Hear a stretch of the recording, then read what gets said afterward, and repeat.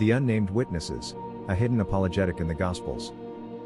What is pseudepigrapha? Before delving into the mysterious world of unnamed Gospels, let's first understand the concept of pseudepigrapha. Derived from the Greek word pseuds, meaning false, and epigraphein, meaning to inscribe or to attribute, pseudepigrapha refers to writings falsely attributed to specific individuals, often renowned figures. Examples include the Apocalypse of Peter, the Gospel of Thomas, the Acts of Peter, and the Gospel of Nicodemus. Why did early Christians write pseudepigrapha?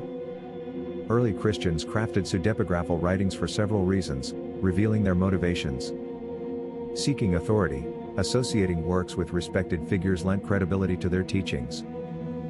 Theological and apologetic purposes, these writings often expressed theological ideas, defended the faith, and addressed challenges from opponents. Educational and edification, some served as moral or instructional texts, offering guidance to believers. Filling in the gaps, certain pseudepigrapha aimed to expand or supplement the historical and narrative record of early Christianity. For example, the Gospel of Nicodemus, also known as the Acts of Pilate, attempts to fill in details about Jesus' trial and resurrection. The problem of the unnamed Gospels. Now let's turn to a fascinating feature of early Christian writings, the unnamed Gospels. Unlike pseudepigrapha, the canonical Gospels of Matthew, Mark, Luke, and John are not explicitly attributed to anyone within the text itself. This anonymity challenges the notion of false authorship. The paradox of the unnamed Gospels. Here's the paradox: if the Gospels were falsely attributed, why weren't they named for authority? In the cultural context of the time, assigning them to prominent apostles, like Peter or Paul, would have made them more persuasive. Instead, all four Gospels remain unnamed within their text. Mark and Luke, not apostles, yet authoritative.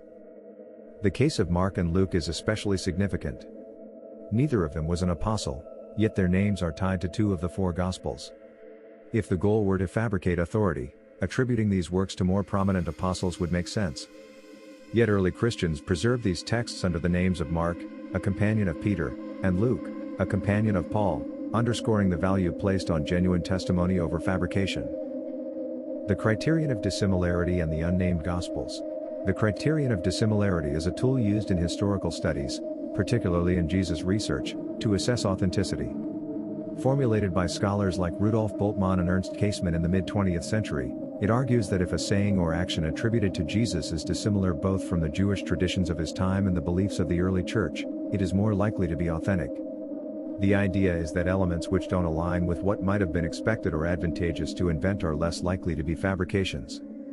While the criterion has its limitations and cannot stand alone as a litmus test, it can offer significant insights when applied thoughtfully.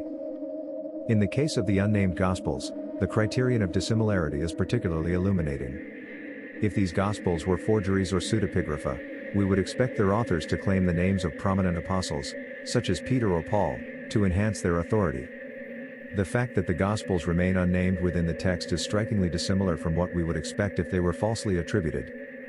Furthermore, two of the four Gospels, Mark and Luke, are linked to non-apostolic figures, a choice that is disadvantageous if the goal were to lend credibility through forged authorship. This creates a powerful case for the authenticity of the traditional attributions.